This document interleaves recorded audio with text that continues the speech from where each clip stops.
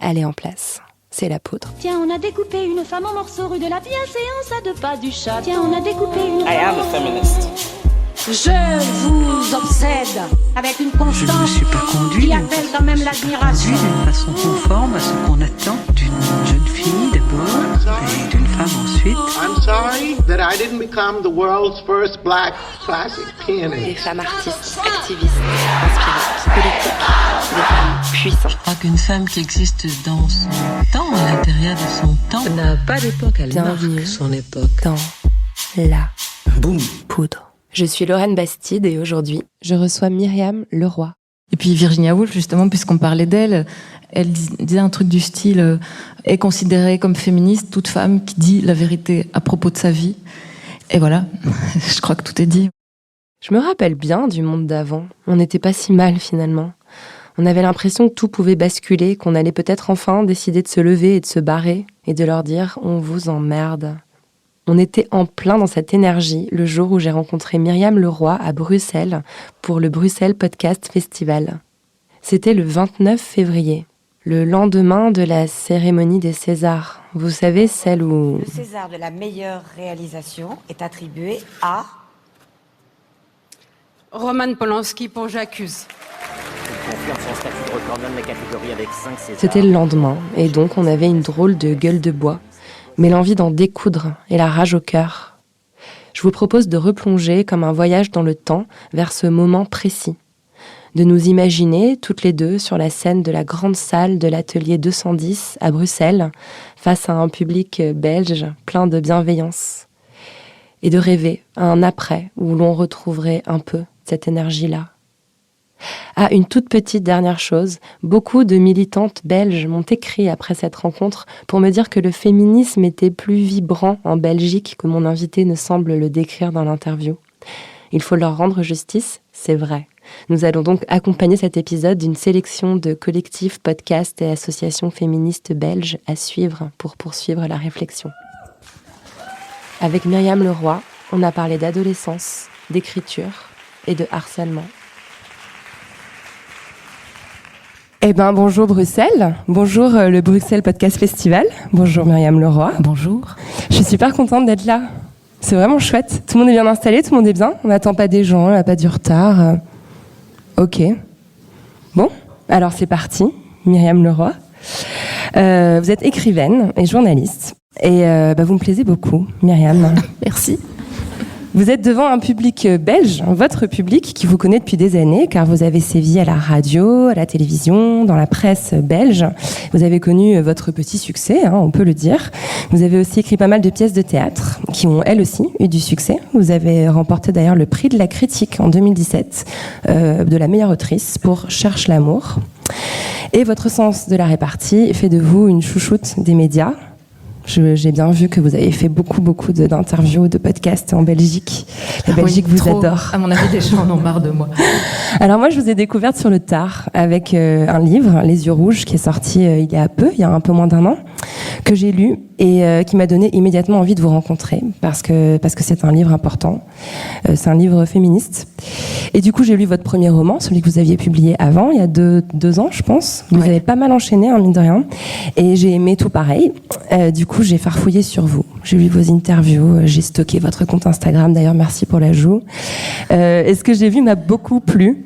Donc voilà, je suis ravie de vous rencontrer aujourd'hui. Merci d'être là, Myriam Leroy. Merci, je suis ravie et je suis intimidée parce que j'écoute La Poudre depuis que La Poudre existe. Donc ça fait un peu bizarre, c'est un peu comme si c'était Make-A-Wish et que mes parents vous avaient payé pour m'inviter. Donc ça déséquilibre un peu la relation par rapport à ce que vous avez l'habitude de faire, je pense. Mais moi, j'ai vraiment adoré votre livre, que Virginie Despentes a adoré aussi. Donc en fait, poudre ou pas poudre, je m'incline devant vous. Voilà. Bon, moi, j'aime pas trop interviewer les journalistes. Je sais pas si ça vous fait pareil en tant que journaliste, normalement.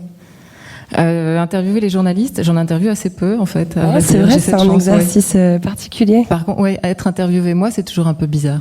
Surtout en presse écrite, quand on se relit le lendemain dans le magazine et qu'en fait, mais j'ai pas du tout dit ça. Oui, la retranscription, c'est pour ça que le podcast, c'est pas mal.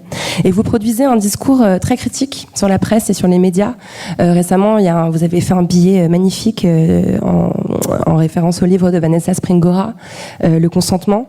Et moi, il y a une phrase que j'ai relevée que je trouve très très juste. Ce qui m'intéresse, ce sont les pivots, les Durand, les Gisbert et tous ceux qui regrettent l'incursion de ce qu'ils appellent la morale dans le changement de paradigme que nous vivons, à savoir l'accès des dominés à la parole publique.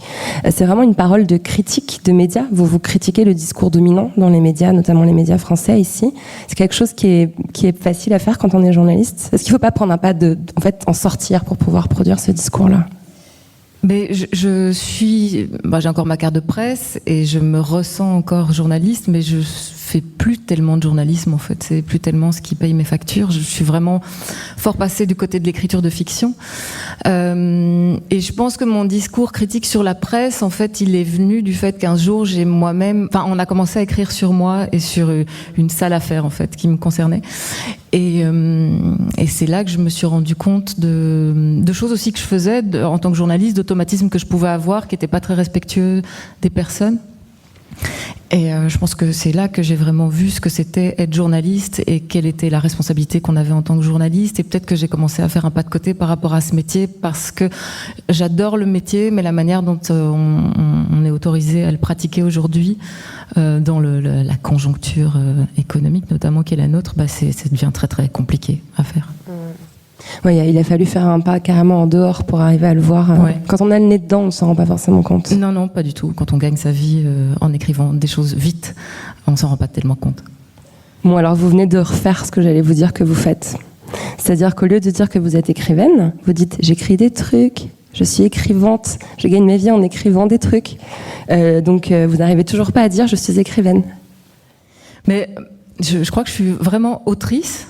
Parce que, en effet, j'écris des trucs et j'écris des trucs différents et pas uniquement de la littérature. Donc, et puis en fait, je trouve ça toujours un peu agaçant les gens qui se présentent comme écrivains. Enfin, il y en a qui ont écrivain dans leur signature de mail. Et je trouve ça toujours un peu grotesque. Là, c'est un peu ridicule, mais vous avez quand même publié 2 romans qui sont acclamés par la critique, qui sont de la grande littérature. C'est pas un essai journalistique, c'est vraiment de la littérature. Vous êtes reconnue comme écrivaine, vous en vivez. Vous avez le droit de dire bonjour, Myriam Leroy, écrivaine, non ? Ouais, vous pensez? Je vous l'octroie en tout cas s'il fallait une autorisation. Je le prends, je vais le dire. Mais c'est un titre c'est peut-être de la coquetterie en fait, sûrement d'ailleurs, mais c'est parfois un peu écrasant de dire je suis écrivain, je suis écrivaine. En tout cas, ce qui est sûr, c'est que je dirais écrivaine et pas écrivain. Même s'il y a beaucoup de gens qui disent c'est affreux, écrivaine, on entend veine dedans. Alors que dans écrivain, on n'entend pas vin du tout. Au fait, ça va comment le féminisme en Belgique? Parce qu'en France, on donne des Césars aux violeurs, donc du coup, je voulais savoir si c'était bien ici ou.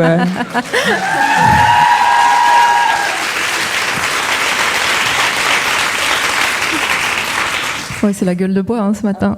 Ouais. J'ai pas beaucoup dormi en vrai, je suis. Mais en même temps, un petit peu high, quoi. C'est bizarre. On a envie de brûler des trucs un peu. Oui, on oscille entre désespoir et envie de violence. Comment ça va le féminisme en Belgique? J'en sais rien. Je pense que ici la salle est remplie, donc c'est déjà vachement une indication. En tout cas, du point de vue du discours médiatique, du langage médiatique, c'est encore un peu la préhistoire sur ce type de questions. Et puis, je pense qu'on est quand même un peu en retard sur la France, qui est elle-même un peu en retard sur le reste du monde. Donc je pense que voilà, on en est au balbutiement de la prise de conscience et voilà, les premières lunettes féministes sont en train d'être chaussées par des gens grâce à MeToo, comme partout. Mais c'est vrai qu'on sent en France une espèce de résistance. Moi, je l'associe vraiment à la culture française, de la blague de cul. Si on peut plus mettre les mains aux fesses des filles, est-ce que ça vaut la peine vraiment de vivre? Enfin, on a ce truc-là en France quand même. C'est un peu comme le vin rouge et le saucisson, quoi. La drague lourde en France. Oui. On parle toujours de l'amour à la française, le romantisme à la française. Par contre, l'amour à la belge et le romantisme à la belge, ça n'existe pas. Il y a moins de films dessus. Oui, c'est pas vraiment une tradition. On s'inscrit pas dans une tradition galante extrêmement raffiné, quoi. L'amour à la belge, c'est je te roule une pelle. Enfin voilà. Donc le contexte favorise ne freine. Non, on regarde quand même beaucoup ce qui se passe en France. Oui, c'est ça. Et puis on s'aligne sur ce qui se passe en France en général, mais pour tout, hein. Pour la culture, pour les idées, pour le féminisme. On n'est pas un peuple d'indignés. On n'est pas un peuple. Enfin, on n'a pas la culture de la manifestation en nous. Ouais. S'il fait moche dehors, on va pas sortir, quoi. On va. Mais ce qui a aussi ses bons côtés, parce que parfois, les débats qui ont lieu en France sont tellement, ça crie tellement que c'est une cacophonie, qu'on n'entend plus rien et qu'on sait même pas ce qu'on raconte. Mais ici, on raconte un peu rien du tout. Donc voilà, faudrait trouver un petit entre-deux quand même. En tout cas, moi, je sais qu'il y a beaucoup d'auditrices de La Poudre en Belgique. Je reçois plein de messages de plein de jeunes féministes belges. Ça me fait trop plaisir. Donc, j'ai parfois l'impression à distance que ça bouge hyper fort ici. Alors, Myriam Leroy, vous avez grandi à Ottignies, dans le Brabant-Wallon. C'est marrant, je dis cette région, ça rigole, je sais pas très bien pourquoi. Alors, pourquoi les gens rigolent-ils quand je prononce Parce que le Brabant-Wallon, c'est une province drôle. Pourquoi c'est drôle le Brabant Wallon ? En fait, je dois faire gaffe quand je parle du Brabant Wallon parce que mes parents y habitent toujours et ils ont un peu peur quand ils sortent dans la rue depuis que j'ai sorti un bouquin dans lequel ma narratrice dit pique-pendre sur le Brabant Wallon. Il y a vraiment des fatwas à Nivelles, qui est la ville où je situe mon intrigue. Je sais qu'ils sont extrêmement choqués parce que ce que j'avais pas capté, vu que je ne connais pas Nivelles et que c'est vraiment totalement gratuitement que j'ai situé mon intrigue là. C'est la ville où se déroule Ariane. Ouais, c'est ça. Ouais. C'est vrai que vous la dépeignez pas avec beaucoup de tendresse cette ville dans Ariane. Non, mais moi je me sentais tout à fait autorisée à le faire puisque c'était un personnage et je pensais que la littérature avait tous les droits. Oups. Oui, non, en fait. Mais donc les Nivellois sont extrêmement chauvins, ce que je ne savais pas puisque je ne connais pas Nivelles. Et donc voilà, ils ont accueilli le livre avec, en étant assez heurtés, en fait, à vrai dire. Et pourquoi le Brabant Wallon c'est drôle ? C'est parce que c'est une province où il se passe rien, en fait, qui est considérée comme la province la plus riche de Belgique, en tout cas en Wallonie, c'est là que les maisons sont les plus chères. Mais c'est aussi un désert culturel où c'est beaucoup de cités dortoirs et c'est un endroit où on s'emmerde vachement. Et il y a quand même, il y a peu d'artistes maudits qui sont issus du Brabant Wallon, quoi. C'est plus des dentistes ou des notaires essentiellement. Donc elle a ressemblé à quoi votre enfance parmi les dentistes et les notaires du Brabant Wallon ? Étant donné que je me faisais quand même très chier, j'ai essentiellement lu. Voilà, ça a été mon activité principale depuis que j'ai appris à lire. Et comme j'ai appris très à lire tôt, je crois, en plus. Ouais. Donc ça a été, oui, j'ai fait à peu près que ça, en fait, lire et puis un peu m'emmerder et me croire promise à un grand destin dans une vraie ville, dans un vrai endroit. Je pensais que j'allais très vite être élue, je sais pas de quelle manière, mais pour aller vivre à New York ou à Los Angeles ou.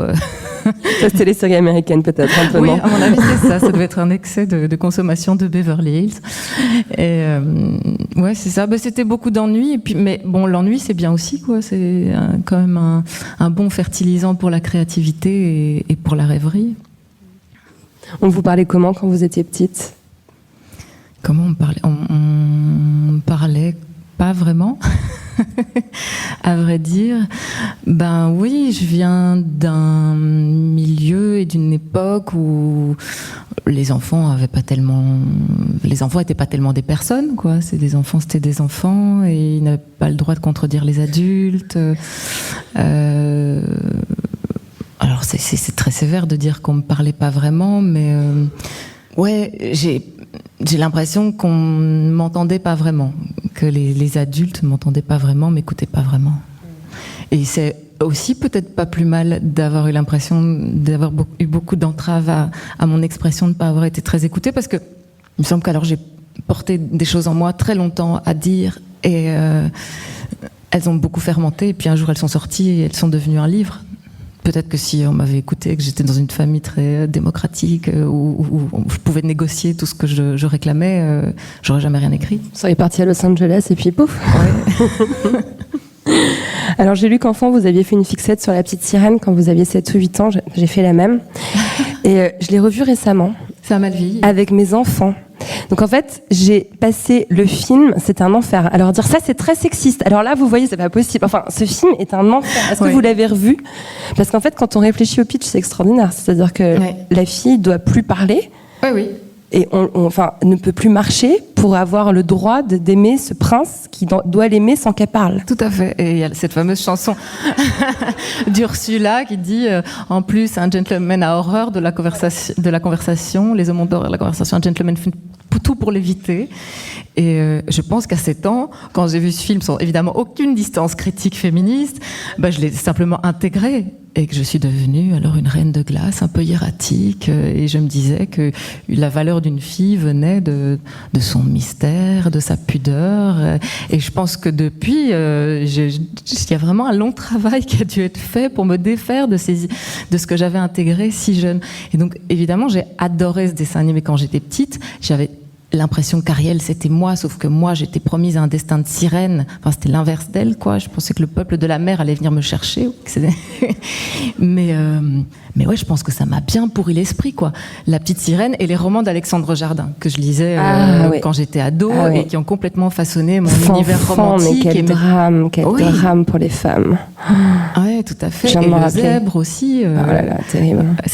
L'amour ne vaut qu'en étant pas vécu et qu'en n'étant pas authentique mais ça me parlait, ça faisait vibrer quelque chose en moi. Et là encore, à 38 ans, aujourd'hui, je fais un travail sur moi pour me défaire de ces idées inoculées par Alexandre Jardin.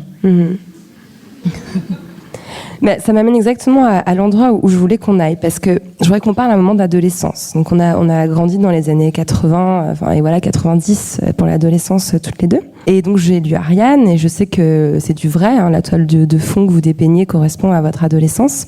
Ça ressemble beaucoup à la mienne. Par exemple, à un moment, il y a une boom avec des filles qui dansent sur Torn de Natalia Imbruglia avec un baggy taille basse et un t-shirt court à motif chinois. J'étais à cette boom en fait. J'étais là.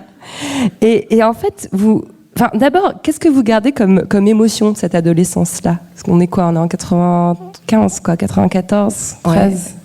Moi, j'ai bien aimé mon adolescence, surtout la deuxième partie, à partir de 14-15 ans, parce que c'est là que j'ai découvert l'amour et la séduction, et que c'est devenu mon passe-temps favori, et que c'est là que je pouvais tester ma puissance, mon pouvoir sur les autres. Et pour moi, ça a été une révolution, quoi, une découverte. J'étais celle que personne ne regardait, que personne n'écoutait, et puis tout d'un coup, j'étais objet de convoitise.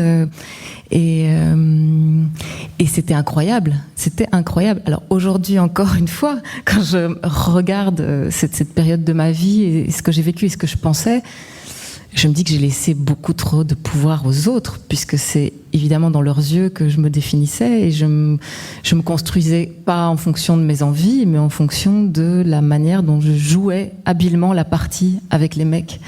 Je leur donnais ce qu'ils... Parce que c'est un jeu, hein. Enfin, voilà, c'est construit, la séduction. Il y a bien sûr des choses qui sont spontanées, mais comment différencier la culture de la séduction de la nature de la séduction ? Mais ouais...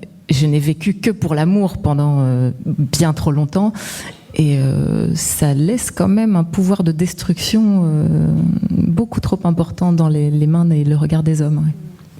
Mais effectivement, moi je me suis reconnue dans cet aspect, donc déjà musical et vestimentaire, clairement, mais aussi dans cette obsession de plaire au mec.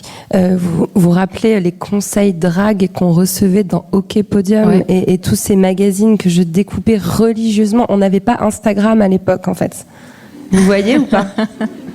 On achetait des magazines, c'était des trucs en papier comme ça, et on les lisait, après on découpait, c'était grisant. Ouais. Mais dans ces magazines-là, en fait, la culture du viol imbibait nos cerveau. Ouais. Et j'aimerais qu'on soit dans une chambre toutes les deux et pas devant un public pour vous confier ça, mais il y a un moment, le personnage d'Ariane fantasme sur du viol, enfin c'est presque encore une enfant. Mm-hmm. Et je me souviens, adolescente, que c'était effectivement un fantasme ultime d'avoir des hommes qui prennent de force, et ça venait de toutes ces choses qu'on lisait, de comment on a réussi à se sortir de là. Est-ce qu'on en est sorti ? Je sais pas. Je sais pas, mais je trouve que ce livre met vraiment le doigt sur quelque chose. Je sais pas à quel point ça s'est dissous aujourd'hui, mais qui est pas si lointain, où vraiment on éduquait les petites filles à devenir des objets sexuels. Ouais. Je me souviens d'un courrier des lecteurs dans OK Podium, et c'était est-il vrai que le sexe de mon copain risque d'exploser si il a une érection et que je me refuse à lui? Bon, alors heureusement, le médecin, avec 1000 guillemets, qui répondait à la question disait non, mais probablement pas. Mais qu'il laissait quand même planer le doute sur une éventuelle catastrophe qui pourrait quand même se produire si, t'es dans un lit avec un garçon, puis tout d'un coup tu refuses. Attention. Et puis cette idée aussi que vous ramenez, enfin voilà, si tu couches pas régulièrement avec ton homme, il va te tromper avec une autre. Enfin, cette espèce d'injonction à être un être sexuel désirable, à entretenir en permanence son physique. Enfin, c'est quand même, c'était du lavage de cerveau, quoi. Ouais. Là, dans 20 ans, je pense qu'il y avait aussi comment ne pas être dégoûtante. Et ça nous expliquait comment il fallait se dérober au regard pour se moucher, surtout ne jamais renifler, et donc devenir des êtres complètement éthérés et qui correspondent pas du tout à la réalité, quoi. Et c'est aussi pour ça que j'ai eu envie d'écrire Ariane, c'était pour montrer les injonctions contradictoires qu'il y avait dans nos vies de jeunes filles. Et qu'au fond, on n'y correspondait quand même pas vraiment, quoi. On essayait d'y correspondre, mais les personnages d'Ariane, il est souvent question de leur odeur, quoi, de leur odeur de transpiration, de leur maquillage qui coule, ce genre de choses. J'avais envie de ramener du concret et des corps concrets qui peuvent être sales et malodorants, quoi. Mais il y a quand même toujours la menace du viol qui plane sur les personnages aussi de ce livre. Enfin, les personnages masculins sont gauches, un peu rustres, un peu cons, mais n'empêche qu'ils sont toujours aussi une forme de menace, qu'ils soient adultes, qu'ils soient jeunes, qu'ils soient... Oui, mais il y a aussi une scène qui montre un homme adulte qui va à un rendez-vous avec deux jeunes filles de 13 ans et ça, moi, ça m'arrivait souvent. Alors, je ne donnais pas souvent des rendez-vous à des hommes de 50 ans quand j'avais 13 ans, mais je faisais souvent des canulars, en fait, où je me faisais passer pour quelqu'un d'autre. Enfin, voilà. Et donc, il est souvent arrivé que je me fasse draguer par des hommes de 50 ans quand j'avais 13 ans. Alors, aujourd'hui, avec notre regard d'aujourd'hui, on trouve ça complètement dingo, mais à l'époque, ça faisait partie des choses quotidiennes, qu'on vivait quotidiennement. On se foutait un peu de leur gueule, mais on se rendait pas bien compte qu'en fait, il y a quelque chose de terriblement tordu qui se jouait là-dedans. Et quand on pense que ça, c'était il y a à peine 20 ans, faut pas s'étonner qu'on donne des Césars à des violeurs de filles de 13 ans, parce que vraiment, ça va, c'est sa vie privée quand même, quoi. Et puis à 13 ans, on est déjà femme. Mais oui, voilà. Myriam Leroy, vous êtes devenue femme ou vous êtes née femme? Ah non, non, non, je crois que je le suis devenue, et en fait, c'est même très récemment, alors je réponds pas tout à fait à votre question, mais que je me définis, enfin que j'accepte et même que je me force à dire le mot femme pour me désigner, parce que jusqu'il y a peu je disais fille et je trouvais que femme c'était dégoûtant en fait. Je savais pas et ça charriait un truc. Un peu comme écrivaine, j'ai l'impression. Non, non, écrivaine c'est justement parce que je trouve ça trop glamour. Et femme, je trouve que c'est, je trouvais que c'était, je sais pas, vieux, moche. Que c'était un vilain label, que c'était un vilain mot, j'aimais pas sa sonorité, femme. Et donc je me définissais comme fille. Mais à un moment donné, ça fait de nous des mineurs éternels et des subalternes éternels, quoi, de se définir comme fille. On va pas définir un mec de 50 ans, on va pas dire garçon. Donc voilà, ça fait 2-3 ans que je dis je suis une femme, nous sommes des femmes. Mais c'est pas facile, je dois me forcer. Je sais, ouais. Je sais pas très bien, peut-être. Il y a un côté, parce que je suis, comme tout le monde, infusée de misogynie ordinaire, et donc, dans cet inconscient, femme, il y avait un petit côté déshonorant, et pas cool. Que fille, c'était adolescent, c'était donc désirable, et donc c'était cool. Ouais. Mais il y a une charge, une charge négative autour de ce mot. Enfin, quand on traite un homme de femme, c'est une insulte, par exemple. Oui, fais pas ta femme, fais pas ta fille aussi, c'est une insulte. Fais pas ta fille, c'est pas top non plus, ouais. Mais c'est intéressant. Et vous rêviez de quoi quand vous êtes sortie de votre école de journalisme à 23 ans? Vous voyiez comment votre avenir? Qu'est-ce que je voyais? Je pensais qu'on m'attendait que les rédactions m'attendaient et que... et en fait, pas du tout. J'ai cru que j'allais très vite travailler. Je pensais que ça allait être chouette, facile, drôle, vivifiant, nomade comme métier. J'avais été une bonne étudiante, donc je ne voyais pas de raison qu'on ne m'attende pas triomphalement sur le marché de l'emploi. Et en fait, non. Donc j'ai été pigiste un peu partout. On voulait bien m'accueillir. J'ai fait tout et n'importe quoi, et surtout n'importe quoi, payer plus qu'au lance-pierre, quoi. Pendant très très très longtemps. Donc à un moment donné, ce dont je rêvais en sortant de l'école de journalisme, c'était juste de travailler pour un salaire décent et d'être respectée dans ce que je faisais. Ouais, j'avais vraiment... On est passé de Los Angeles, New York, glamour, à juste travailler pour plus que 11 centimes d'euros la ligne. Et dans la série de choses très différentes que vous avez faites effectivement pendant plusieurs années, il y a un web documentaire sur un centre de planning familial que vous avez réalisé en 2011. Je me suis dit, en fait, le web docu en 2011, c'était un peu le podcast, en fait. Oui, c'était J'espère que le podcast n'aura pas le même destin que le web docu. Mais je me suis demandé qu'est-ce qui vous avait donné envie de tourner ce documentaire qui est en fait sur un sujet très engagé, sur l'interruption volontaire de grossesse, avec un angle assez militant, en fait. En fait, j'avais envie de faire un web documentaire parce que c'était le gadget à la mode à l'époque et ça nous semblait hyper révolutionnaire. On avait l'impression qu'on allait pouvoir tout dire. Et puis, c'était aussi un format qui attirait beaucoup les jeunes journalistes qui n'étaient pas salariés dans des rédactions. Enfin, en fait, c'est un peu la même salade que le podcast. Ça permettait aux filles, aux femmes aussi, de pouvoir proposer des choses qu'on leur refusait dans les médias classiques. Donc, j'avais envie de faire un web docu. Et puis, j'avais envie de faire un web docu sur l'IVG. Je ne sais pas si ça correspondait à un anniversaire d'une loi, à mon avis, en Belgique, quelque chose du style, mais c'est un sujet qui m'intéressait vachement à l'époque, et puis j'ai trouvé le bon endroit pour le faire, un centre de planning familial à Liège, hyper militant, hyper engagé, qui m'a ouvert ses portes pendant quasi un an, et c'était formidable. Alors le web documentaire, est-ce qu'il est? D'ailleurs, je suis même pas sûre qu'il est encore disponible. Si, ouais, j'ai pu le voir. Ah oui. Je sais pas si vous voyez ce que c'est un web documentaire, en fait. En fait, il y a des photos et il y a des gens sur la photo et on peut cliquer sur un genre et là on part dans une direction, il y a cette personne qui parle et après on peut choisir le sujet. Enfin, c'est comme un espèce de documentaire dont vous êtes le héros. Oui, c'est ça. On fait son propre chemin. La narration est éclatée et on peut aller picorer un peu tout ce qu'on veut. Et non, c'était beau, c'était gai de faire ça. Mais en tout cas, il est encore en ligne. Et est-ce que c'est une bonne nouvelle? Je ne suis pas sûre. C'était très maladroit, je pense, et pas très pro. Et ensuite, vous avez tenu une chronique qui a fait le buzz pendant plusieurs années en Belgique et qui s'appelait « Myriam Leroy n'aime pas ». Alors déjà, à l'époque, je dis déjà parce que je ne l'ai pas encore dit, en fait, c'est un peu un spoiler, mais le thème des yeux rouges, c'est le cyberharcèlement et ça vient d'une expérience personnelle. Et donc déjà, à ce moment-là, vous en prenez quand même plein la gueule quotidiennement. Parce que le principe c'est de dire j'aime pas Madonna, j'aime pas les tatouages, j'aime pas le iPhone. Donc du coup forcément dans l'heure qui suit, les gens qui aiment Madonna, les tatouages et l'iPhone viennent vous insulter. Oui. Alors j'ai un peu vérifié, l'idée venait de vous. Oui. Donc je me suis demandé est-ce que c'était pas un peu chercher le bâton pour se faire battre du coup? Oui, bah oui. Pourquoi c'est incroyable de se mettre dans une posture aussi espèce d'arrogante de service, ou je sais pas ce que vous essayez d'incarner? Alors je ferais plus du tout ça aujourd'hui et je trouve que c'est des chroniques qui ont extrêmement vieilli et qui appartiennent à une époque et qui appartiennent à une ligne éditoriale d'une chaîne radio qui était une chaîne jeune.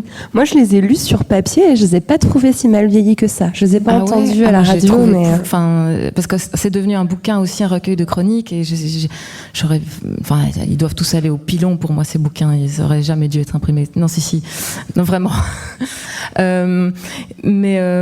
Alors pourquoi j'ai proposé ça? Le but au départ c'était dans une émission, on m'a demandé de proposer une chronique culturelle et j'avais envie d'évoquer la hype du moment sous un angle un peu rigolo et donc souvent c'était même des choses que j'appréciais plutôt, mais j'inventais que j'aimais pas. Enfin, si on est un peu cohérent, on peut tout dézinguer ou tout défendre. Donc, je me suis rendu compte assez vite que les gens ça les faisait rire alors que c'était pas tellement le but à la base. Ça m'a fort étonnée. Et quand on m'insultait à cette époque, j'aimais bien. Je savais que je mettrais le doigt sur un truc. il y avait quelque chose qui me faisait un peu vibrer. Pas aussi parce que c'était assez équilibré. Il y avait autant de gens qui m'insultaient que de gens qui disaient qu'ils avaient trouvé ça rigolo. Mais j'avais l'impression d'exister. Mais j'étais encore très jeune dans ma tête. Et puis, c'était encore des insultes relativement gentilles. C'était pas ce que j'ai pu essuyer par la suite.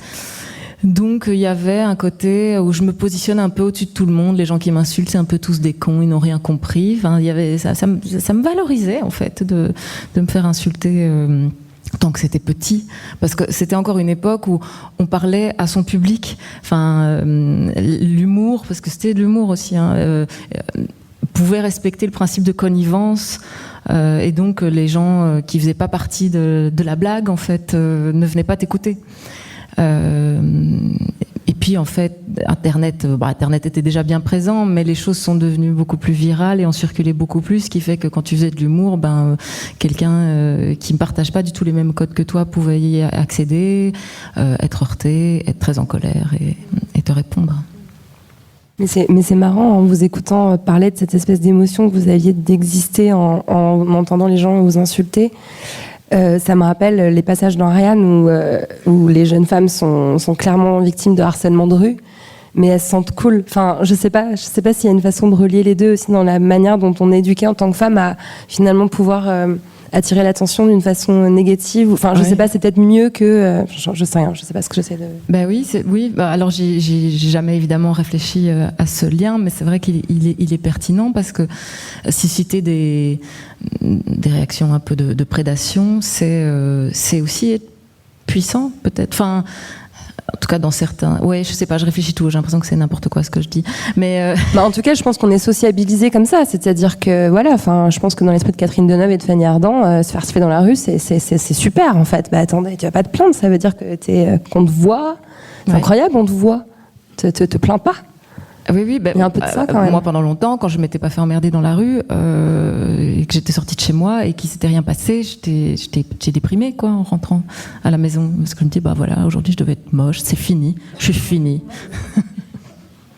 Et d'ailleurs, en parlant d'être vue, vous avez fait un bref passage à la télévision sur Canal+, où vous aviez une chronique dans la nouvelle édition. Vous parliez donc 1 minute 30 par jour dans une émission d'1 heure. Par semaine. Je sais ce que c'est. Je compatis. Je voulais juste vous dire ça. Merci. C'est dur. Enfin, la télévision, qu'est-ce qu'on peut imaginer de pire comme expérience sexiste en tant que journaliste, en tout cas ? Non, rien. Rien. Mais qu'est-ce qu'on peut imaginer de pire comme expérience tout court, à part l'expérience de l'abattoir quand on est une vache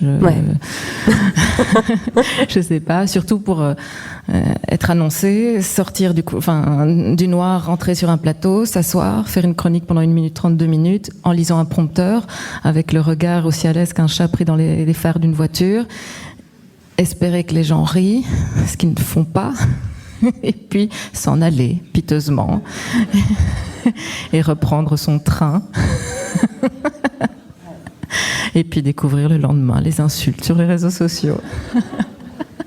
Non mais c'est affreux quoi. Mais les gens me disaient non mais c'est une super vitrine pour toi. Sauf que moi j'avais rien à vendre. C'était une vitrine qui donnait sur rien puisque je suis pas humoriste, je suis pas comédienne, j'avais pas de salle à remplir. Donc ce que j'avais à proposer c'était ce que j'avais à vendre. Donc je m'en foutais complètement de la vitrine. On me le faisait aussi le coup de la vitrine. Et quand on y pense, c'est un mot en fait qui est très très chargé quoi. Oui, c'est-à-dire que en fait c'est le pipe show quoi. C'est voilà. Ouais. C'est intéressant. Mais vous avez peut-être aussi essayé de vous servir de cette vitrine comme un endroit où passer des messages politiques, parce que c'était assez engagé. Du coup, vos billets, j'en ai pas vu 36, j'en ai vu en l'occurrence surtout un. Ouais. Mais c'était un espace que vous aviez envie d'investir pour passer des idées. Mais quand Canal+ m'a engagée, ils m'ont dit que je pouvais faire ce que je voulais, que je pouvais proposer n'importe quelle chronique, et ça n'a pas été le cas en fait. Ils m'ont dit non mais va plutôt dire du mal, c'était bien là ce que tu faisais à la radio quand tu disais que t'aimais pas machin et tout, c'est très bien. Moi j'avais plus très envie, je trouvais que le trend était plus tellement à ça, je trouve qu'on l'avait beaucoup fait taper, je trouvais que ça s'était fort ringardisé. Et puis en effet il y a eu une fois où je me suis dit tiens, je vais profiter de ces 2 minutes pour raconter un truc qui m'intéresse vraiment et pour porter un message vraiment politique. Et je pense que c'est bien mal m'en a pris. C'était ambitieux en fait. Vous avez décidé de défoncer Dieudonné quoi. Ouais. J'ai regardé la chronique. Ouais. Franchement, vous étiez bien. C'est pas vous ma n'avez meilleure, pas hein. du tout bafouillé, bien Non. les yeux, personne ne vous a coupé jusqu'au bout. Enfin, on sentait que vous l'avez vraiment travaillé, votre chronique a été bien. Mais la vidéo sur laquelle je suis tombée sur Dailymotion, je crois que ça existe encore, Dailymotion d'ailleurs, bref. Et derrière, il y avait la réponse de l'intéressé, dont j'ai déjà prononcé le mot une fois de trop, donc je m'arrête. Mais la violence de cette vidéo face caméra, là. Ouais. Comment on peut survivre à un message tellement violent qui vous est adressé? Enfin, il y a tout dedans. C'est-à-dire que ça commence avec le ton très méprisable, méprisant.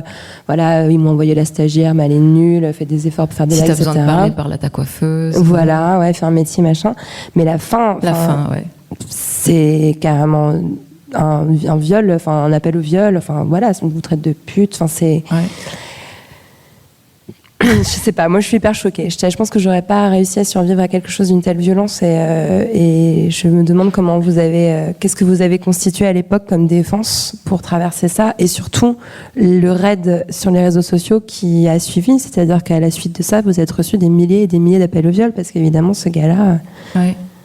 Mais disons que la réponse de cet individu, pour moi, c'était vraiment pas du tout la pire chose à vivre, parce que quelque part, c'est de bonne guerre. Je le clash, il me répond, enfin, je m'y attendais. Et je m'attendais à ce que ce soit fait d'une manière aussi misogyne, puisque c'est la tradition chez lui. Le raid, ça a été hyper dur à vivre. Ça a été terrible, en fait. Mais c'est vraiment des années après que j'ai compris pourquoi c'était si terrible et tout ce que ça avait ratiboisé chez moi. Mais ce que j'ai trouvé le plus dur, en fait, c'était la manière dont la presse belge s'est emparée de cette histoire pour me clasher. Parce que j'ai été présentée... il suffit de taper sur Google comme responsable des menaces de viol et de mort qui m'étaient adressées. C'était raconté en termes de l'arroseuse arrosée. Des journaux ont dit que je m'étais grillée. Et puis ça a beaucoup feuilletonné. Myriam Leroy disparaît. Et puis alors, non, j'avais pas été kidnappée. Tu devais cliquer dans l'article pour savoir que j'avais disparu des réseaux sociaux. Ce qui n'était pas vrai. En plus, j'y étais, mais ça a été repris en boucle sans être vérifié. Enfin, il y avait une espèce de gourmandise avec laquelle ma profession a feuilletonné sur cette histoire, comme si c'était une info amusante, people, sans jamais, pas une fois, relever l'incroyable misogynie qui était à l'œuvre là-dedans. Jamais. Ça a toujours été, elle l'a bien cherché. Et ça, pour moi, ça a été vraiment le dernier clou de mon cercueil. Et ça, c'est quelque chose qui me fait encore souffrir aujourd'hui. Vous avez traversé une période de dépression suite à cette attaque-là? Quand vous parlez de clous sur votre cercueil, c'est quoi en fait? Il s'est passé quoi? Mais je pense que j'ai traversé une période de mort. En fait, je sais même pas si dépression est le terme adéquat, parce que en fait, dans Les Yeux Rouges, mon deuxième bouquin, il y a la narratrice qui s'engage dans une errance médicale parce qu'il lui arrive toute une série de bricoles d'ennuis de santé. Et à un moment donné, il y a son kinésio qui lui dit que même l'amplitude de ses mouvements est tellement réduite qu'elle n'excède pas les dimensions d'un cercueil. C'est comme si on l'avait enterrée vivante. Et ça, c'est exactement comment je me vivais, et comment je vivais cette période. Donc voilà, madame. Non, mais surtout à l'époque, on est en 2013, et vous dites les journalistes, les médias n'avaient aucune conscience du caractère systémique et misogyne de ce que je pouvais traverser. Mais en fait, à l'époque, c'était très peu dit, très peu nommé. Enfin, la compréhension de ce phénomène, elle est récente, et vous avez d'ailleurs contribué beaucoup avec votre livre. Ouais, voilà, c'est ça. Et vous-même, à l'époque, vous le traversiez en ayant cette culpabilité-là vis-à-vis de vous-même, ou en ayant déjà conscience de l'injustice de ce que vous viviez? Mais comme c'était vécu dans une très grande solitude, sans jamais que la dimension politique de ces attaques soit soulignée par qui que ce soit, à part par moi, parce que je voyais quand même que c'était que des menaces et des insultes à caractère génital. Mais il y a quand même un moment où tu te dis... tu te remets quand même fort en question à un moment donné, même si tu es solide, même si j'étais, vous l'avez dit, insultée pendant longtemps, sans que ça me fasse grand-chose. Quand je faisais cette chronique radio... Myriam Leroy n'aime pas. Là, en fait, le nombre est tellement important que et c'est tout le temps les mêmes mots, les mêmes images qui reviennent. que tu te dis que t'as peut-être un problème, que t'es peut-être une merde, que tu dois peut-être disparaître, tel qu'on te le dit, un jour ou l'autre, le message finit quand même par percuter dans ton cerveau, même si t'es résistante, parce que moi je crois que je suis quand même très résistante, le nombre à un moment donné fait loi, quoi. Enfin, il y a quand même des chiffres qui existent. On sait que 73% des femmes sont victimes de cyberharcèlement, que les femmes journalistes sont encore plus visées, les femmes noires ou handicapées ou lesbiennes sont encore plus visées. Enfin voilà, c'est quand même une violence misogyne et c'est quelque chose qu'on est tout juste en train de commencer à analyser, à comprendre. Et c'est quelque chose qui ressemble en fait beaucoup au viol, encore une fois. Ouais. Parce qu'il y a aussi cette chose qui ressort beaucoup dans Les Yeux Rouges, cette idée que, en fait, on n'est pas cru, quoi. Non. Comme quand on dit qu'on a été victime d'agression sexuelle, comme personne ne nous croit, finalement on va finir par plus le dire. Et quand on est cru, par miracle, c'est toujours minimisé. Et quand tu es harcelé, on te dit que tu es harcelé sur Internet. En fait, c'est pas vrai, t'es pas harcelé sur Internet, t'es harcelé via Internet. Internet, c'est le moyen. T'es harcelé tout court, t'es harcelé dans ton corps, t'es harcelé dans ta vie. Mais on te dit... qu'est-ce que tu t'en fous? T'as qu'à pas aller voir. C'est que des cons. C'est que Internet. Comme si Internet c'était une sorte de gadget impalpable, évanescent. Ben non, Internet c'est la vraie vie. Ça fait partie de la vie. On fait toujours ce distinguo Internet, vraie vie. Non, Internet c'est la vraie vie. Il y a la vie physique et il y a la vie qui se déroule à travers les écrans, mais c'est la vie, quoi. Et on est encore toujours aujourd'hui à minimiser la souffrance des personnes qui sont harcelées via les réseaux sociaux. Donc c'est vraiment la double peine. Donc déjà tu souffres et en plus on dit que t'es con de souffrir. Donc ça t'as qu'à pas regarder, ça c'est terrible. Enfin, j'ai pas vécu des choses comparables à ce que vous avez vécu, mais j'ai eu moi aussi mes petits épisodes de cyberharcèlement parce que j'ai dit des trucs que je pensais tout haut, donc forcément je l'avais cherché un peu, faut dire. Bah oui. Et c'est terrible parce qu'on a beau nous dire t'as qu'à pas regarder. En fait, on sait. Il y a une espèce de sensation de nuage qui nous poursuit, même Exactement. Si on ne regarde pas. On sait que ça continue et que quand on va rouvrir, ça va nous jaillir à la figure. C'est très... Et puis, il y a toujours bien quelqu'un qui va t'envoyer des captures d'écran. Ouais. Ou le petit message. C'est vraiment dégueulasse, ce qu'il vient de dire. Ouais, tu vois, je ne regardais pas, du coup. Merci, du coup, je vais aller voir. Ouais, voilà. Ouais. Plus cette idée, effectivement, qu'on retrouve dans le viol que c'est un peu ta faute, quoi. Bah oui, pourquoi tu l'ouvres sur Internet? Pourquoi tu ouvres ta gueule? C'est ce qu'on dit à toutes les filles qui ont subi un raid suite à un tweet ou une déclaration. Mais enfin, elle est quand même clivante. C'est exactement la même logique que dire, mais enfin, qu'est-ce qu'elle foutait dans cette ruelle sombre à cette heure-là, dans cette tenue, pourquoi est-ce qu'elle a bu Ouais, c'est du victim blaming. Le harcèlement via Internet, c'est un des visages parmi 1000 visages du discours misogyne. On vient de mettre un pied dans votre œuvre littéraire et puis je voulais qu'on en parle, qu'on passe du temps à en parler parce que, je reviens un peu sur ce que je disais au début, mais vous dites régulièrement, je suis un peu une loseuse, ma vie c'est une somme de ratés. C'est un espèce de petit refrain qui revient souvent à votre sujet. N'empêche que, vous avez essayé beaucoup de choses, mais quand vous êtes dit je vais devenir écrivaine, ça a marché tout de suite. C'était quoi en fait? Vous avez trouvé votre vocation d'un seul coup? Vous avez l'impression? Mais j'ai toujours voulu écrire. J'ai toujours voulu écrire des romans, mais je n'avais pas le temps ou je ne me donnais pas le temps. En tant que journaliste, pigiste, pendant très longtemps, j'ai eu un boulot de nuit plus un boulot de jour, et c'était pas possible. J'avais pas d'espace de cerveau disponible pour la création. Et puis j'ai commencé à quand même gagner ma vie de manière plus confortable, à pouvoir abandonner des boulots insensés que je faisais à des horaires insensés, avoir un peu plus de temps, avoir des week-ends, avoir la possibilité d'avoir des vacances et plusieurs jours de suite. Et c'est mieux que le confort matériel, en fait. Ouais. On est en plein Virginia Woolf. Ouais, il vous fallait votre chambre à vous pour avoir l'espace d'écrire. J'habitais plus en coloc, j'habitais seule, j'avais mon espace, j'avais du silence, on me foutait la paix. Et puis j'allais avoir 35 ans et je me suis mis cette deadline en me disant si à 35 ans, alors que depuis que je suis petite, je rêve d'écrire un roman, je l'ai toujours pas fait, c'est que je le ferai jamais. Je sais pas pourquoi je me suis dit ça, mais ça a été une bonne carotte et un bon bâton. Et le livre est sorti un mois avant mes 35 ans. Voilà. Well done.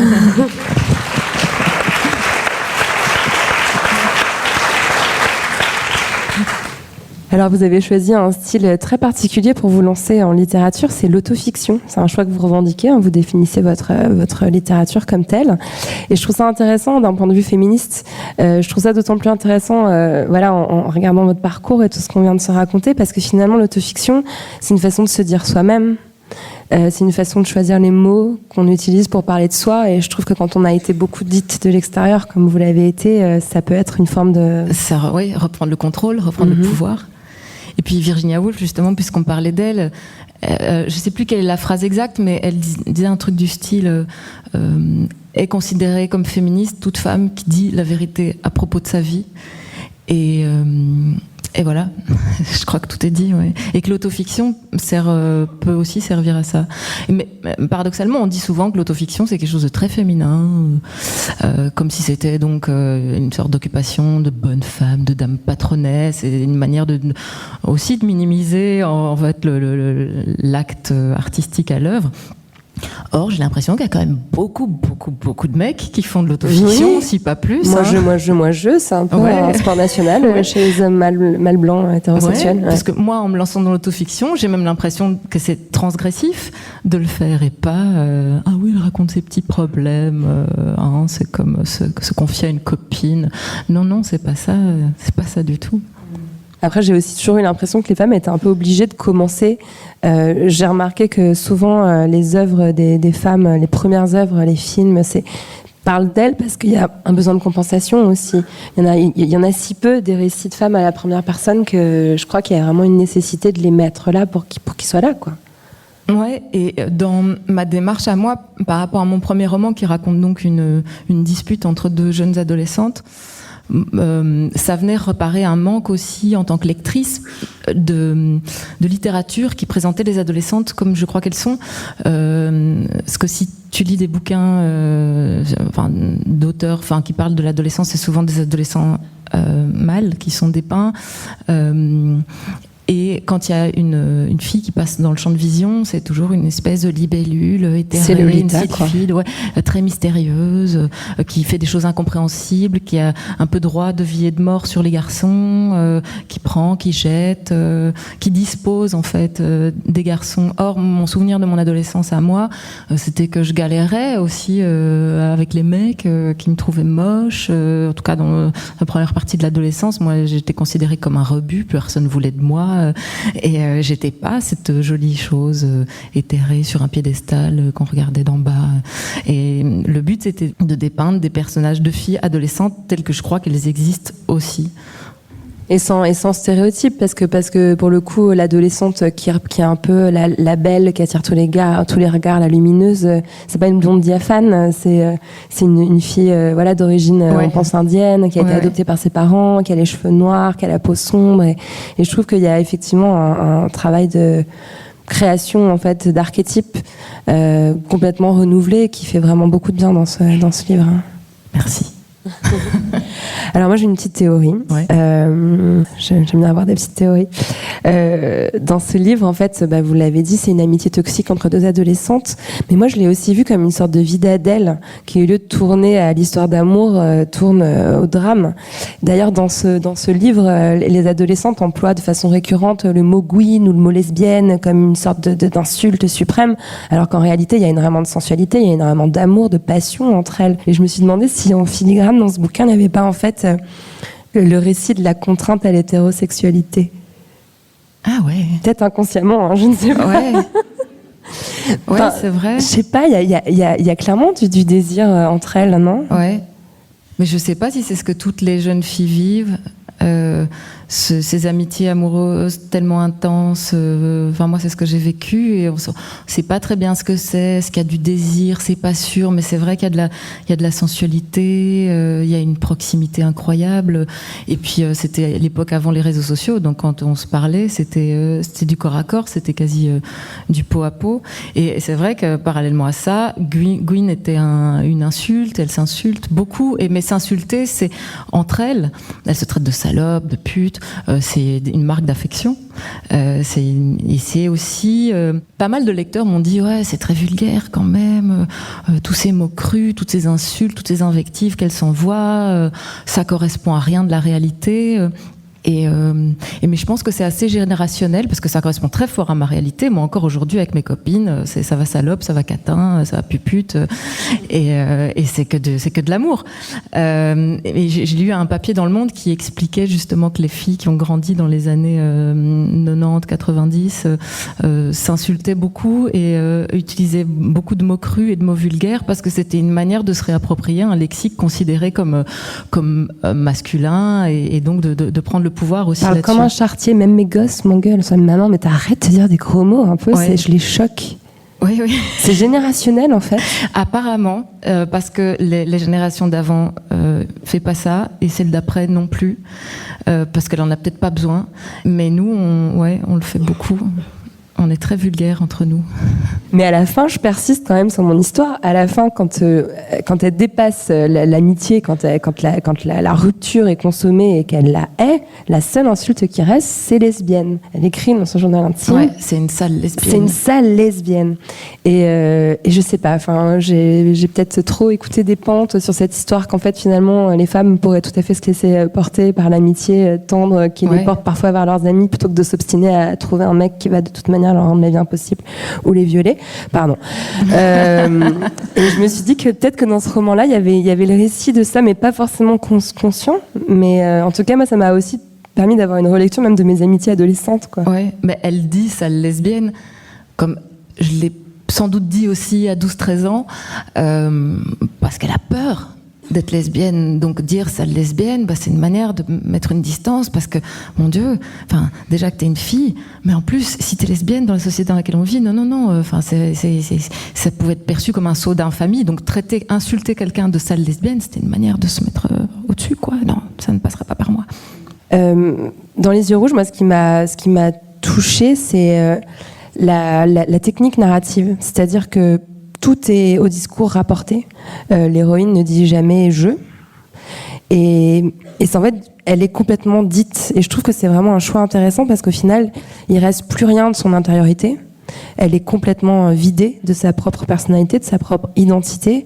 Et au final, elle est silenciée. C'est-à-dire qu'on a 200, 300 pages qui parlent d'elle sans qu'on n'entende jamais sa voix. Et je trouve que c'est une magnifique métaphore de ce qui se passe dans ces mécanismes-là, ces mécanismes de silenciation. Ouais. Mais c'est quand j'ai trouvé cette astuce narrative, c'est là que j'ai pu écrire ce livre que je portais en moi depuis longtemps, puisque le harcèlement fait partie de mon existence depuis longtemps.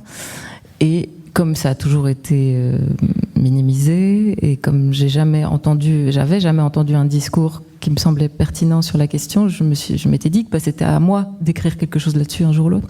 Et j'ai essayé pendant des années d'écrire ce bouquin en je, en tu, en il, qui serait le narrateur, ce serait le bourreau, ce serait la victime, oui mais comment. Et puis j'ai trouvé cette manière de placer donc la narratrice hors champ et de la laisser se faire définir par le discours des autres à un point où elle, c'est un spectre, elle est complètement absente à elle-même, elle a juste métabolisé ce qu'on disait d'elle et puis elle le régurgite. Et cette astuce narrative qui apparemment a été fort utilisée par Aragon, ce que j'ignorais. Ah bon ? Ouais, c'est intéressant. S'appelle le discours indirect libre. Et ça a tout rendu possible dans le bouquin, et ça a rendu possible ce que j'espérais faire, ce que je voulais faire, c'est-à-dire de proposer une expérience immersive, oppressante au lecteur, qui se sent étranglé lui aussi, parce que j'avais envie de lui transmettre ce que moi j'avais ressenti et ce que moi je ressentais, c'est-à-dire un sumo assis sur ma cage thoracique en permanence. Et une sorte de cauchemar éveillé où tu veux crier, tu veux dire quelque chose, mais en fait, il n'y a aucun son qui sort de ta bouche. Et ce dispositif narratif a rendu possible tout ce que je voulais transmettre dans le livre. Donc, je ne sais pas comment l'idée est arrivée, mais quand elle est arrivée, alléluia. Et donc ce livre-là, vous l'avez porté pendant 4-5 ans, c'est ça, après l'histoire dont on a parlé tout à l'heure ? Non, mais même avant, en fait. Parce qu'il y avait... j'avais déjà des emmerdes avant. et j'essayais déjà de m'en ouvrir auprès de mes proches, de mon entourage. Et même avec la meilleure volonté du monde, c'était pas compris. Et donc écrire me permettait de dire déjà, sans être interrompue, jusqu'au bout ce que j'avais à dire. Mais oui, donc j'ai réfléchi à ce livre, j'ai lancé des débuts de manuscrits pendant des années, et puis je l'ai rangé dans un tiroir parce que ça me semblait pas mal, mais pas ça qu'il fallait faire. Puis tout d'un coup, tu as une intuition, tu sais pas d'où elle sort, mais elle jaillit, et puis tu dis, mais oui, c'est exactement ça que je dois faire. Et on sent quand c'est le bon. J'aime bien, enfin, je fais un petit crochet par ce que vous venez de dire, quand vous dites jusqu'au bout.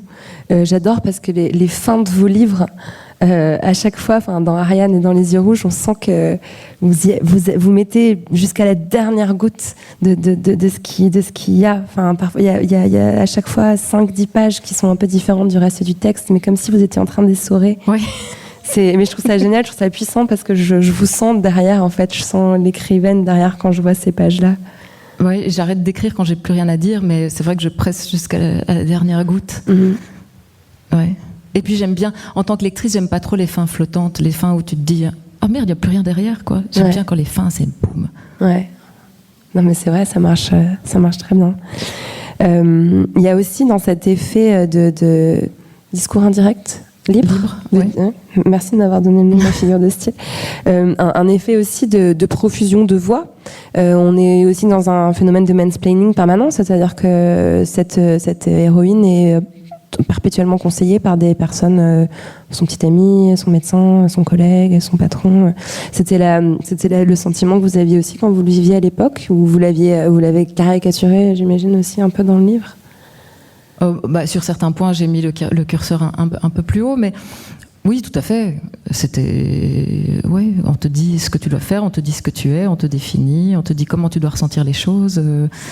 J'ai fait intervenir tous ces gens aussi pour faire émerger une forme de cœur grec de la société qui est représentatif de l'opinion publique sur ce type de problématique, c'est-à-dire on s'en fout. On s'en fout et on s'en fout de ce qui t'arrive, on s'en fout de toi. Et donc, régulièrement, dans le livre, il y a des tablés de copains qui discutent et puis qui te disent c'est ça que tu dois faire, là c'est ta faute. Mais j'ai pas l'impression d'avoir exagéré les choses. Et elle a du mal aussi à trouver des solidarités parmi les femmes, c'est ça qui est un peu triste. En fait, c'est un sujet qui est tellement pas politisé. Il commence à l'être, mais c'est vraiment le début, qu'il y a peu de femmes qui croient encore qu'elles peuvent être concernées. Il y a peu de femmes, il y a peu de gens et il y a peu de femmes qui comprennent que c'est de la misogynie et que donc ça pourrait leur arriver à elles aussi, et que si ce qui vise une femme en tant que femme, est censé les concerner tout simplement, et puis en tant qu'humain. Mais on m'a tellement dit que quand il y avait un type en particulier qui m'emmerdait, que c'était une dispute, un conflit de personnes. Or, c'est quelqu'un que je ne connais pas, c'est un inconnu qui, out of the blue, s'en prend à moi. Te dire que c'est une dispute, que c'est un fait divers isolé et que ça n'arrive qu'à moi, puisque c'est ce qu'on dit à toutes les femmes qui sont harcelées, quasi, ça n'arrive qu'à toi, ce genre de choses, ça t'empêche de prendre en compte, de prendre simplement connaissance de la dimension collective de la problématique et donc de sa dimension politique et des éventuelles réponses collectives à lui apporter. Sans parler du tout le sexisme intériorisé aussi, qui fait que même les femmes qui le ressentent comme elles dans le livre ne sont pas du tout conscientes en fait du problème qu'il peut y avoir derrière, quoi. Et puis ce qu'elles disent aussi, ces femmes, et les hommes aussi de l'entourage, quelque chose qui revient très souvent quand t'es emmerdé par un type sur Internet, c'est allez, t'as refusé ses avances, c'est ça, ou qu'est-ce que t'as fait, ou mais t'inquiète pas, c'est un frustré sexuel, c'est un con. Donc c'est toujours lié les comportements de prédation misogyne à quelque chose que tu aurais fait ou pas fait. La référence systématique à la misère sexuelle des harceleurs, qui est en fait c'est faux. Il y en a plein qui ont une vie sexuelle extrêmement épanouie et diverse. Mais donc ça part du principe, je déteste moi cette expression misère sexuelle parce que ça laisserait croire que la sexualité est une transaction et un dû en fait, et que ne pas s'y soumettre en tant que femme, alors ça donne logiquement naissance à des comportements violents. Alors je veux pas spoiler et en même temps je vais spoiler. Donc je propose aux gens qui écoutent le podcast qui sautent 5 minutes. Je propose aux gens qui sont ici de se boucher les oreilles pour 5 minutes. Je sais pas. Si vous voulez, je vous fais des signes quand c'est fini, un truc comme ça. Mais attention, maintenant je spoil. À la fin, elle rêve de le tuer. Ouais. Et moi, j'ai vu du Despentes là-dedans. J'ai vu du Baise-moi. J'ai vu du Valérie Solanas, du Scum Manifesto. Et je me suis demandé comment était venu ce scénario final de l'homicide. C'est venu de mes propres envies. Parce que, ouais, ça m'est arrivé d'avoir envie de buter quelqu'un et de le voir à l'agonie et de jouir de cette agonie. Bien sûr. Et ça me semble normal, je me sens pas folle en fait, parce que quand t'as à ce point peu l'écoute de ton entourage, des médias, des institutions, de la police, de la justice, bah qu'est-ce qui te reste à faire à part fantasmer une mise à mort la plus gore possible. Et donc, ouais, je me rappelle qu'avec une copine, j'étais dans un café et on s'est dit, qu'est-ce qu'on lui ferait bien ? Et on a commencé à faire des listes. Et on s'est marré comme des folles. Et puis j'ai un peu rapatrié cette liste à la fin du bouquin. Et puis les éditions du Seuil l'ont lu. Et le service juridique a lu la liste. Et elle m'a gentiment demandé de modifier bien des choses. Donc en fait, cette liste de sévices, c'est hyper édulcoré par rapport à la version originale. Ça devait être bien trash parce que... Ah oui. Oui, il y avait des meurtres sur des enfants aussi dans le... dans le bouquin. Et donc, j'imaginais qu'un dentiste amateur lui arracherait les dents une à vif. Et là, on m'a dit non, ça c'est un peu trop. Donc, j'ai mis, pour faire un petit peu comme si c'était une blague, qu'un dentiste amateur lui remplaçait les dents de devant par des brocolis. Mais ça vient de la relecture par les juristes de la maison d'édition. Mais ça, c'est vraiment intéressant parce que quand on y réfléchit, j'avais pas cet épisode de censure, mais ça va complètement dans mon sens parce que Baise-moi donc a été censuré au cinéma. Hein. On sait que Virginie Despentes, si elle est blacklistée du cinéma français, c'est à cause de ce crime originel. Valérie Solanas, Scum Manifesto, qui est donc un appel à assassiner les hommes pour qu'on soit tranquille entre femmes, c'est un livre qui a été censuré, qui est passé sous le manteau pendant des années. Voilà, c'est pas du tout passé auprès de votre éditeur cette idée de tuer un homme, alors que des livres, des films où des hommes tuent des femmes, il en sort 10 000 par jour. C'est quand même intéressant. Ouais. Et je sais pas, il y a quand même un tabou ultime en fait dans cette idée-là. Ouais, les femmes qui tuent, les femmes violentes. Qu'est-ce qu'on fait de notre violence ? Et tu sais que Baise-moi, le film, est édulcoré par rapport au bouquin parce que dans le film, dans le livre, elle tue un enfant. Ouais. Et donc ça a disparu de la version film, qui est pourtant la version qui a fait le plus scandale. Ça a été une source d'inspiration pour toi, Baise-moi, j'imagine, dans toute cette réflexion. Certainement, inconsciemment, Baise-moi, et puis l'intégralité de l'œuvre et des interviews de Virginie Despentes que je pense que j'aime encore peut-être plus que ses livres. C'est ce qu'elle raconte à la radio et dans la presse écrite quand je la lis. Oui, c'est la manière qu'elle a d'être cash et de dire les choses telles qu'elles sont. Elle est souvent caricaturée en auteur trash, mais elle a juste la juste brutalité pour dire exactement ce qu'elle a à dire et ne pas tourner autour du pot, dire les choses telles qu'elles sont. No bullshit, je cherche ça. Je sais pas si j'y arrive, mais en tout cas, une phrase, un paragraphe et un livre me semblent équilibrés quand on y va directement, qu'il n'y a pas de gras et qu'il n'y a pas de politesse et qu'il faut se débarrasser de toute politesse. Et elle est débarrassée de toute politesse tout en étant quelqu'un de très poli dans la vraie vie. Ouais, elle est gentille. Ouais, très gentille et très généreuse. Vous avez quand même été contrainte, on va se tutoyer parce que c'est mieux, t'as été contrainte de fermer tes réseaux sociaux réellement à cause du cyberharcèlement?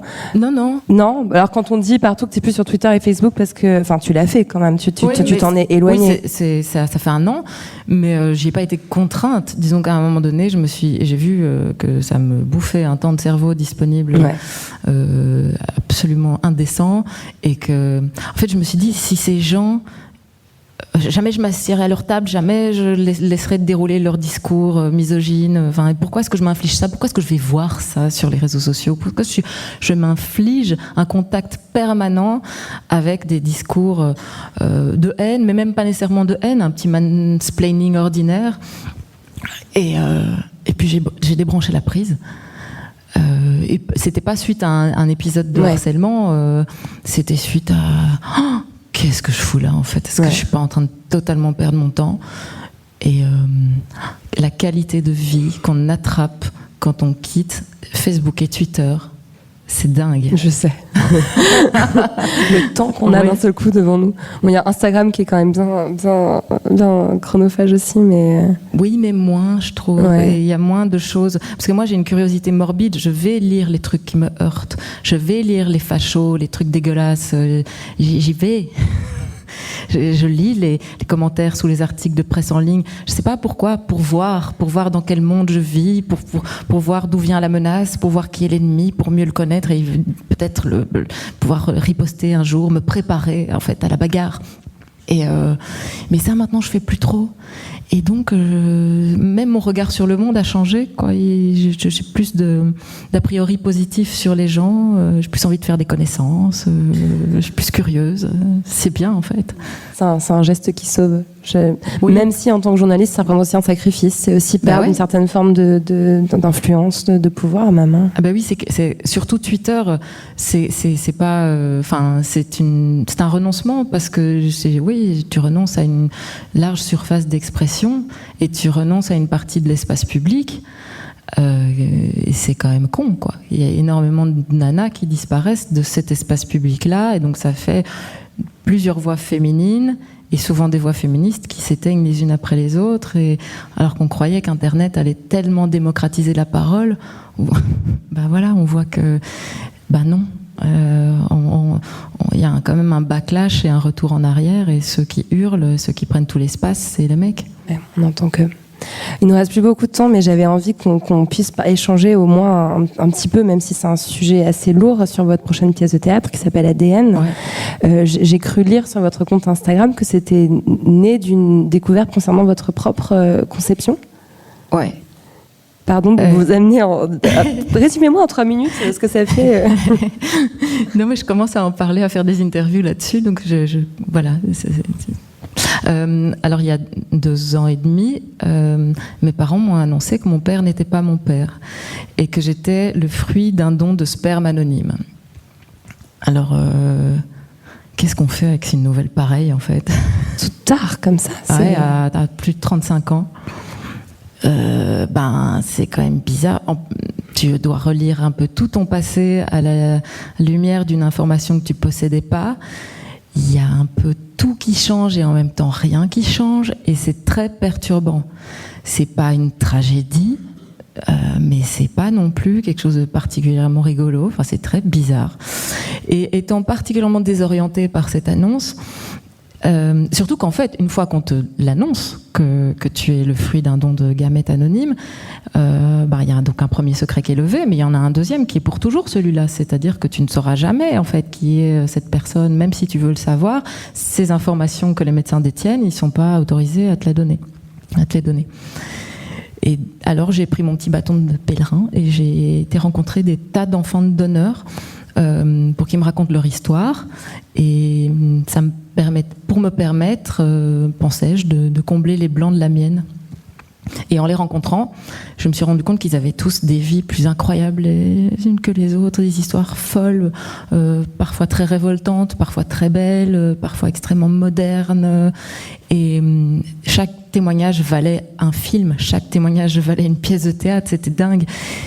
Et j'ai décidé d'en faire une pièce documentaire où des comédiens vont rejouer les différents témoignages, évidemment des parties éditées, et tout ça cousu dans un récit qui interroge l'identité, la filiation, la virilité aussi, beaucoup, le secret, le mensonge, le secret de famille, et pour au final poser la question, sans évidemment y répondre, de qu'est-ce qui fait qu'on est ce qu'on est et d'où on vient. Et c'est évidemment très vertigineux comme questionnement existentiel, mais moi ça a été vraiment c'est le projet qui m'a procuré le plus de plaisir de toute ma vie, le plus d'émotions, et que je trouve le plus beau, et dont je suis le plus fière jusqu'ici.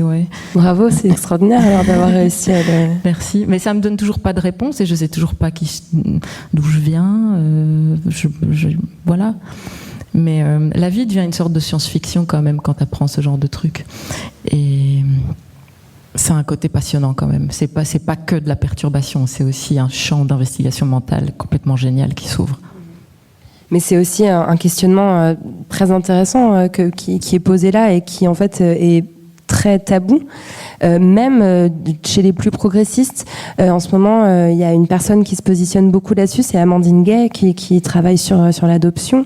Et dans le débat sur la PMA, où ça semblait être allé de soi qu'il était, que pour les couples de lesbiennes, qu'elles puissent accéder à des donneurs anonymes pour pouvoir faire leur PMA sans qu'il y ait un père qui se manifeste, etc. Amandine souligne que oui, certes, c'est important pour les lesbiennes, mais c'est aussi important pour un enfant de pouvoir avoir accès à ses origines si elle le souhaite, pour avoir accès aux dossiers médicaux des personnes qui les ont. Donc il y a tout un débat qui doit avoir lieu, qui n'a pas lieu. Donc si cette pièce permet d'avoir aussi une réflexion là-dessus, voilà. Oui, c'était mon but, parce que les enfants, les conséquences de la PMA, c'est vraiment l'angle mort du débat. Personne n'en parle. On parle des parents qui font ce type de démarche, on parle des couples, on parle des donneurs aussi, parce qu'il y en a plein qui parlent, des médecins, mais les enfants, on ne sait pas qui c'est, quoi. Et on parle d'eux comme si on dit toujours les enfants de donneurs, comme si on était des bébés. Moi, j'ai 38 ans, la première génération d'enfants de donneurs a une quarantaine d'années, c'est des adultes qui, quand ils la connaissent, peuvent raconter leur histoire. Le truc, c'est qu'ils ne la connaissent pas beaucoup, et on estime qu'il y a peut-être 10% des enfants de donneurs qui sont au courant qu'ils sont enfants de donneurs, parce que le corps médical... c'est de la tradition, c'est de rendre la fiction possible, et c'est le couple, c'est la personne qui fait la démarche qui a les pleins pouvoirs pour révéler ou non la vérité sur la conception de l'enfant à l'enfant. Mais ça crée de facto une catégorie de personnes totalement à part dans le monde, qui sont, la Convention des droits de l'enfant dit que dans la mesure du possible, les enfants doivent avoir accès aux données sur leur origine. Mais dans la mesure du possible, qu'est-ce que ça veut dire, puisqu'ici c'est possible et que ces informations existent et que les médecins les ont? Eh bien voilà, nous sommes des gens à part et des gens dont on parle et pas encore les gens qui parlent. Et donc c'est pour ça que cette pièce aussi est là pour donner la parole à ceux qu'on n'écoute pas et qu'on n'invite jamais à ce genre de débat. Moi, je reviendrai à Bruxelles pour la voir, ouais.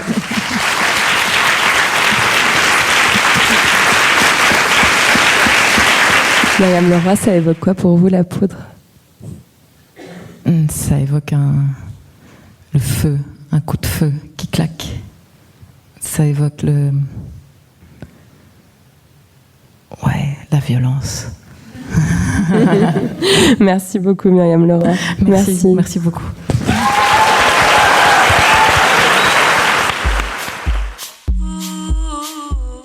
Merci à Myriam Leroy d'être venue faire parler la poudre avec moi. La Poudre est un podcast produit par Nouvelles Écoutes. Merci à Aurore Meyer-Mailleux pour la réalisation, à Gaïa Marty pour la programmation, la prise de son et le reste. Au mixage aujourd'hui, Marion Emery. Merci à Bonnie Banane pour sa chanson dans le générique. Merci à vous pour l'écoute. On se retrouve sur Internet, Instagram, Twitter, Facebook. La Poudre est partout. Si vous avez des réflexions, des compliments ou des critiques à faire, n'hésitez pas, j'adore ça. Ah, j'allais oublier, pour lire les mêmes livres que moi, allez sur le site La Poudre lit. Vous connaissez la suite, prenez soin de vous et continuez de faire parler la poudre.